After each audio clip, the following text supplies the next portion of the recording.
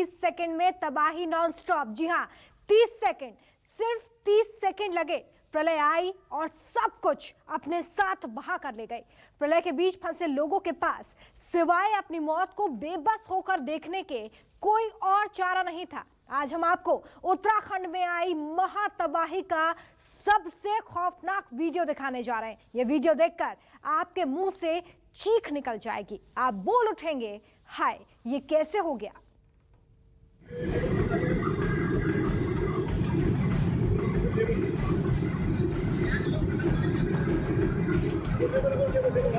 अरे tower cam गिर गया, टावर कैम गिर गया था। लेबर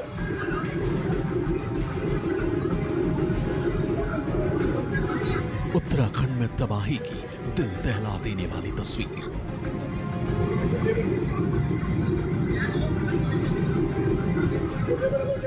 मौत के तांडव के आगे जिंदगी को बचाने की जंग।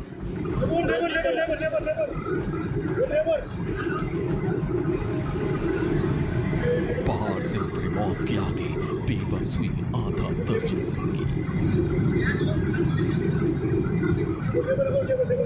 अरे टावर कैम गिर गया, टावर कैम गिर गया था।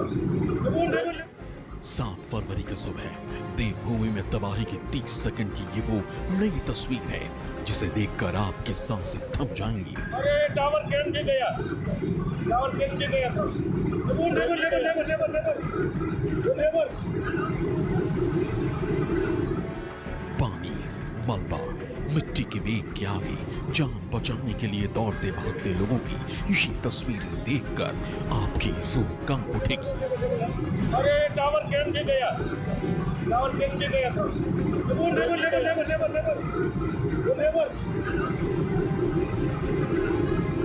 तबाही के दिन रिकॉर्ड की गई इस तस्वीर को गौर से देखें। ये ऋषि गंगा पर बने पावर प्रोजेक्ट का वो हिस्सा है जहां लगातार काम चल रहा था। अरे टावर कैम गिर गया, टावर कैम गिर गया था।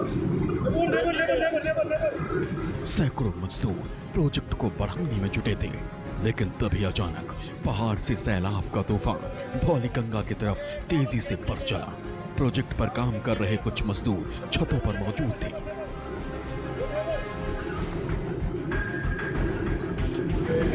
देखिए, जब पहाड़ों से पानी मौत बनकर उतरी तो देखने वालों को समझ ही नहीं आया कि आखिर करना क्या है। अरे टावर कैम गिर गया, टावर कैम गिर गया था। लेबर एक तरफ मिट्टी और पत्थरों को बहाकर पहाड़ों से उतरता सैलाब सब कुछ बहाता हुआ ले जा रहा था और प्रोजेक्ट की छत पर फंसे मजदूर एक कोने में जिंदगी को बचाने की जंग लड़ रहे थे।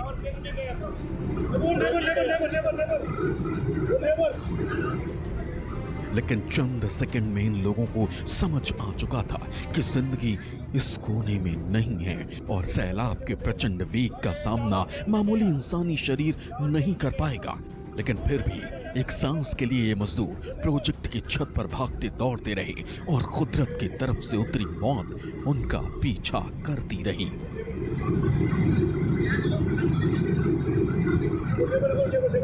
अरे टावर कैम गिर गया, टावर कैम गिर गया था। लेबर और उसके बाद वही हुआ जिसका डर था। तबाही ने आधा दर्जन इंसानी जिंदगियों को लील लिया। अरे टावर कैम गिर गया, टावर कैम गिर गया था। लेबर तबाही और मौत की विचलित करने वाली तस्वीरों को हम पूरा नहीं दिखा सकते। एक मर गया। अरे बेचारे गए काम पे। लेकिन तस्वीर के इन हिस्सों को देखकर आप आसानी से समझ सकते हैं कि कितना दर्दनाक मंजर रहा होगा उन लोगों के लिए जो सैलाब में तबाह हो गए और उन लोगों के लिए भी जिनकी आंखों ने इस दर्दनाक हादसे को होते हुए देखा।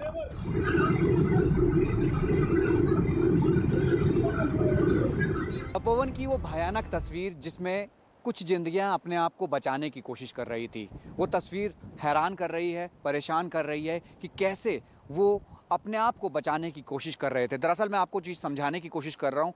ये वो बैराज का हिस्सा है, वो 4 गेट हैं। ये इस जगह पर आपने देखा कि कुछ लोग यहाँ खड़े थे। एकाएक यहाँ से जब सैलाब आया तो पहले वो आगे गए और उसके बाद वो पीछे की तरफ आए, और जिस तरीके से वो कोशिश कर रहे थे कि किसी तरीके से अपने आप को बचा पाएँ, क्योंकि लगातार जो पानी का सैलाब था वो तेज़ी से आ रहा था। क्योंकि जिस तरीके से ये बैराज का जो हिस्सा है, ये तपोवन बैराज का, ये बहुत तेज़ी से, यानी जब एक फोर्स से जब पानी आया तो पहले यहाँ आगे टकराया, आगे टकराने के बाद वो आगे की तरफ गया। लेकिन जो कुछ जिंदगियाँ यहाँ थी, कुछ लोग जो आपको दिख रहे थे, वो आगे की तरफ आए, पीछे की तरफ आए, लेकिन एकाएक पानी उन्हें बहा के नीचे ले गया।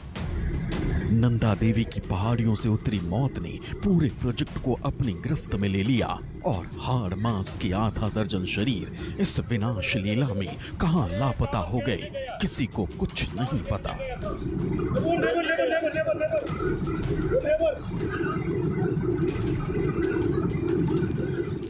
ग्लेशियर फटने से जो तबाही हुई, उसमें धौली गंगा पर मौजूद ऋषि गंगा प्रोजेक्ट पूरी तरह तबाह हो गया। प्रोजेक्ट के हर हिस्से को सैलाब अपने साथ बहा कर ले गया और अब बैराज पूरी तरह मिट्टी में दबा हुआ है और पानी के साथ साथ मिट्टी ने पूरे इलाके को दलदल में तब्दील कर दिया। ये जो आप देख रहे हैं बैराज, ये हम बिल्कुल नज़दीक आ चुके हैं इसके नीचे। अब जितनी नीचे अब देखेंगे कि किस तरीके से ये तैयार था बनकर और किस तरीके से इसको पानी ने चोट मारी, क्योंकि ग्लेशियर का जो हिस्सा आया पूरा इसको तोड़ते हुए आगे निकल गया। टनल आगे है, आप जहाँ पानी जाते हुए देख रहे हैं वो टनल का हिस्सा है। वो मलबा जो निकाला जा रहा है टनल से निकाला जा रहा है, वहाँ रेस्क्यू लगातार है मैनुअल और मशीनरी वर्क से। यहाँ पर ये पानी का जो हिस्सा है, क्योंकि बैराज साइट है, लगातार काम चल रहा है और रेस्क्यू जिस तरीके से चल रहा है उसमें साफ है कि अभी लंबा वक्त लग सकता है। क्योंकि अब जो टीम है एसडीआरएफ की, और देखें आप एसडीआरएफ की टीम नीचे पहुंच चुकी है यहाँ पे। इस तरफ से भी अब शुरू हो चुका है, क्योंकि हम जिस जगह खड़े हैं हम यहाँ से भी आगे नहीं जा सकते, क्योंकि हम देख पा रहे हैं कि किस तरीके का सामान, किस तरीके की चीज़ें तेज़ी से आई है। प्रोजेक्ट से जुड़े टनल्स में रेस्क्यू ऑपरेशन जारी है। दर्जनों मजदूरों की लाशें अब तक रिकवर की जा चुकी हैं, लेकिन मुश्किलें और चुनौतियां कम होने का नाम नहीं ले रही। बैराज के ठीक सामने मौजूद टनल में रेस्क्यू का काम लगातार जारी है, लेकिन दलदल बन चुकी नदी से रिश्ता पानी जिंदगी बचने की उम्मीदों पर भारी पड़ रही है। हालात ये हैं कि दलदल में तब्दील धौली गंगा में कई लोगों के दबे होने की आशंका है, लेकिन 3 दिन बीतने के बाद भी तबाही के कई हिस्सों में रेस्क्यू शुरू भी नहीं किया जा सका। जो सामने हमारे ये मैदान सी जगह दिख रही है, बता रहे हैं कि ऊपर जो पुल था उससे बहुत सारे मजदूर काम कर रहे थे जब सैलाब आया और वो इसके नीचे दब गए।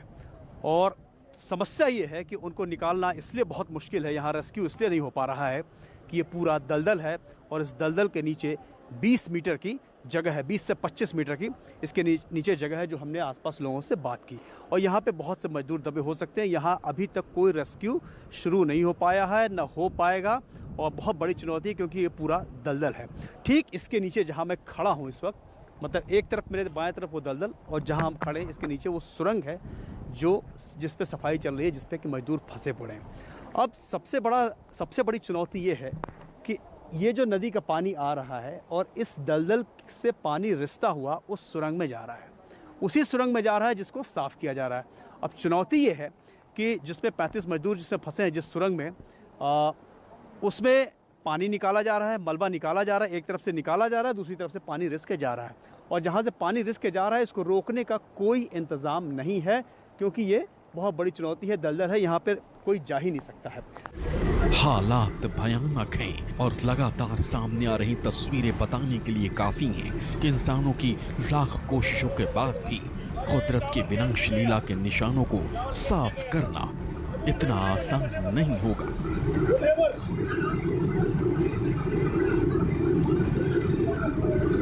कैमरा पर्सन साहिल अंसारी के साथ राहुल प्रकाश और कैमरा पर्सन अमित राय के साथ प्रशांत देव, चमोली न्यूज़ 24। अरे टावर कैन भी गया, टावर कैन भी गया था।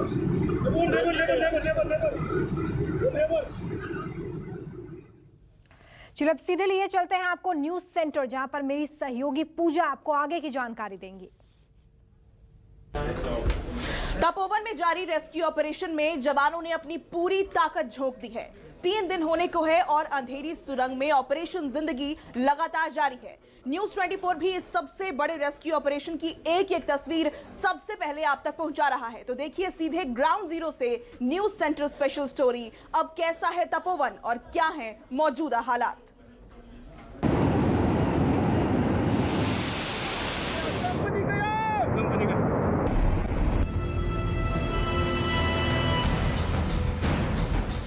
तपस्थली की तबाही की ग्राउंड रिपोर्ट। कुदरत के तांडव के बाद ग्राउंड जीरो की तस्वीर। मलबे मिट्टी में दब गई पुण्य भूमि तपोस्थली।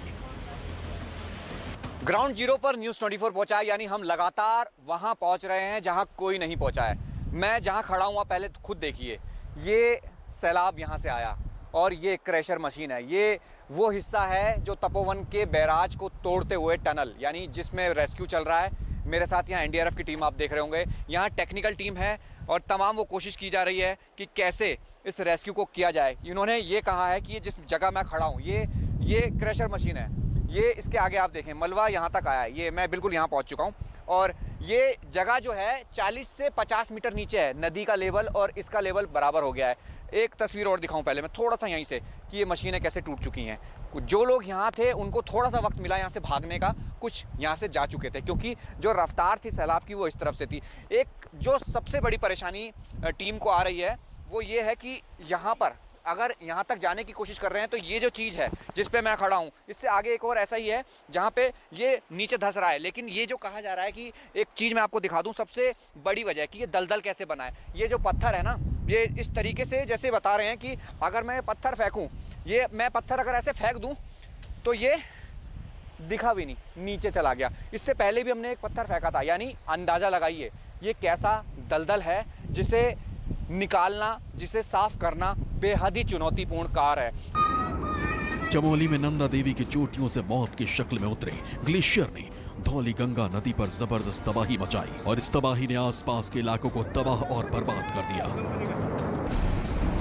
कुदरती आपदा का सबसे पहले शिकार बना रैणी गांव। हॉर्स स्प्रिंग तपोवन को पार कर गई। नदी के किनारे बने मां पार्वती के मंदिर को पानी की तेज धार ने पार कर दिया। इसके बाद गुदरी बाबा आश्रम जो धौली गंगा के किनारे पड़ता है, वहां भी पानी का रौद्र रूप देखने को मिला। इसके बाद तपोवन मंदिर समूह से होते हुए पानी की ये तेज धार एनटीपीसी तपोवन के पास पहुंची और वहां किस तरह का विनाश हुआ उसकी तस्वीर आप लगातार न्यूज 24 पर देख रहे हैं। देवभूमि में आई इस आपदा ने छोटे छोटे पुलों को उखाड़ दिया, जिससे कई गांवों का संपर्क उत्तराखंड के शहरों से टूट चुका है और लोग जल्द से जल्द राहत पहुंचने का इंतजार कर रहे हैं। ये आप मेरे साथ ये देखिए, ये है झूला पुल और आपको ये दिखाऊं, ये झूला पुल है। हम यहाँ पे पहुँचे हैं, अभी तक कोई नहीं पहुँचा है। सबसे पहले हम पहुँचे हैं यहाँ पे और आपको हम दिखा रहे हैं कि सामने से वो 2 लोग आप देखें वो हाथ हिला रहे हैं, वो उम्मीद में है, वो आवाज़ लगा रहे हैं। हम आवाज़ नहीं सुना सकते लेकिन ये ज़रूर है कि वो इस उम्मीद से है कि यहाँ कैसे आएंगे, क्योंकि ये गाँव है ऊपर भंजियूल गाँव। इस गाँव का कनेक्शन ये पुल था और इस पुल पर जब सैलाब आया और सैलाब आते हुए इस बैराज से टकराया। ये देखिए हम बिल्कुल नीचे आ चुके हैं। हालांकि ये मलबा है और कहा है कि ये दलदल बन चुका है क्योंकि लगातार ये जिस तरीके से आया था इसने पूरे हिस्से को अपनी चपेट में ले लिया था। ये तस्वीरें देख के आप खुद अंदाज़ा लगाइए कि कैसा भयानक वो मंजर रहा होगा। वो पुल के उस पार उस गाँव के वो लोग जहाँ खाना नहीं पहुँच रहा है वो कैसे इधर आएंगे, क्योंकि जो उधर थे वो उधर ही रह गए, जो इस तरफ थे वो इसी तरफ रह गए। चमोली का तपोवन इलाका पूरी तरह मलबे की शक्ल ले चुका है। राहत और बचाव के काम जोर शोर से चल रहे हैं, लेकिन ये ऊंट के मुंह में जीरे की तरह है। इतने बड़े इलाके में पूरी सहायता पहुंचाना भी किसी युद्ध से कम नहीं। पहाड़ों में बंद हुए रास्ते को खोलने की कोशिश करते इस जेसीबी की तस्वीर देखिए। विशाल पहाड़ों और चट्टानों के बीच जेसीबी किसी माचिस के डिब्बे की तरह नजर आ रही है। ऐसे में पूरे इलाके को साफ करने में कितना वक्त लगेगा कहना बहुत मुश्किल है।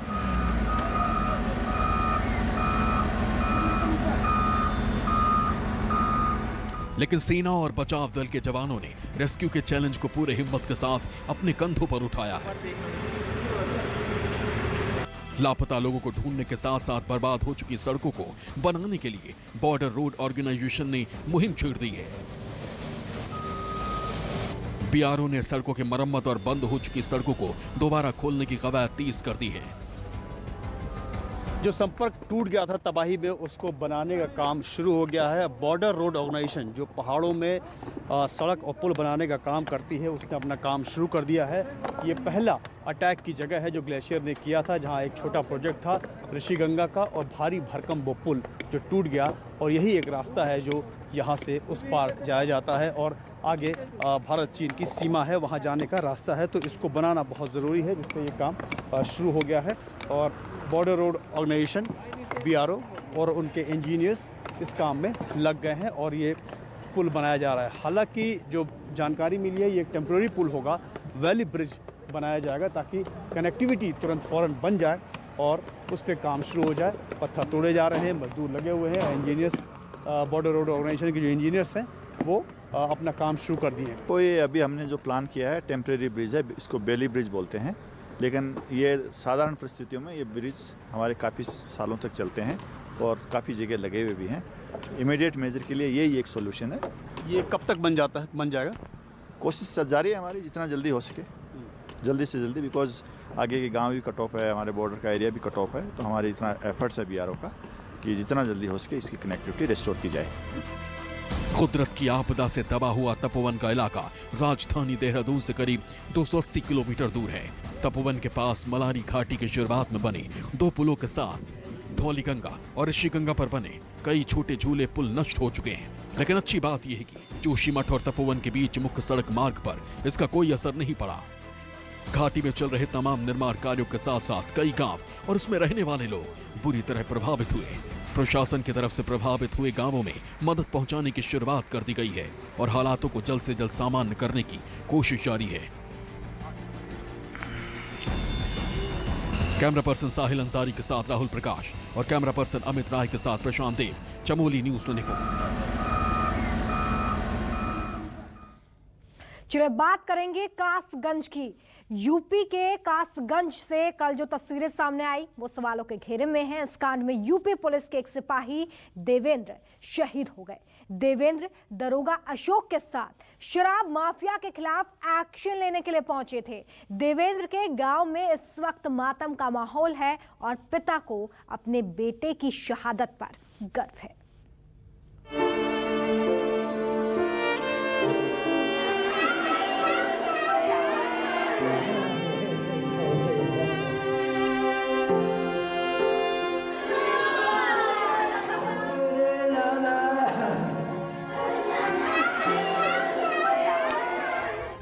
शहादत पर रोया नहीं जाता बल्कि फख्र किया जाता है।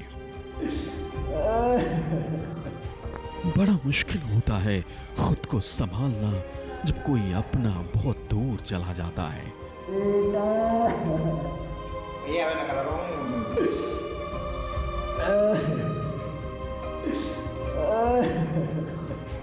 चीख पुकार ऐसी है कि कलेजा चीर दे। मातम ऐसा है कि सुनने वाला कांप उठे।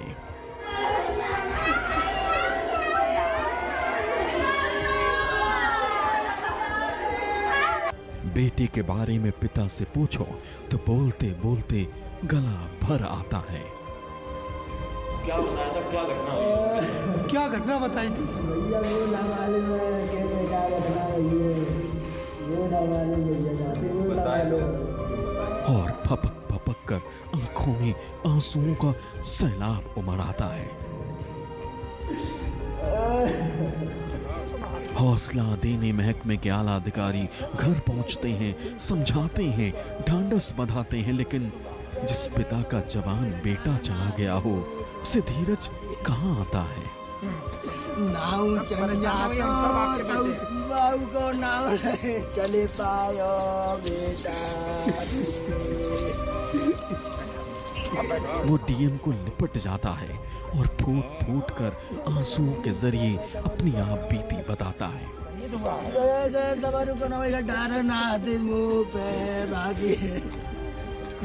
आपके बेटे तो बहादुरी करते हुए शहीद हुआ है, आपको गर्व हो। कासगंज कांड में शहीद हुए सिपाही देवेंद्र के परिवार में शोक और मातम का माहौल है। परिवार वालों का जोरों कर बुरा हाल है तो पिता का दर्द इतना है कि कोई दूसरा शायद ही समझ सके। नमस्कार, मैं हूं मानक गुप्ता।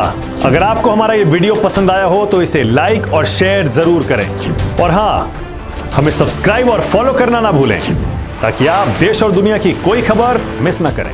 तो जुड़े रहिए हमारे साथ और देखते रहिए न्यूज़ 24।